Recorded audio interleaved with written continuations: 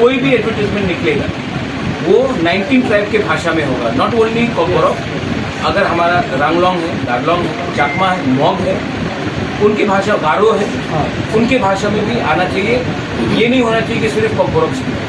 मैंने कहा कि जो 19 के 19 ट्राइब्स हैं उनके भाषा में ये जॉब का प्रोफिशिएंसी जो स्किल लेवल होता है उसमें आना चाहिए। मैं ऐसा इंसान नहीं हूँ जो एक जाति को नीचे करके दूसरी जाति को उठाए। जो लोग वो ऐसा राजनीति करते हैं वो लोग ज़िंदगी में ज़्यादा आगे नहीं जाएंगे।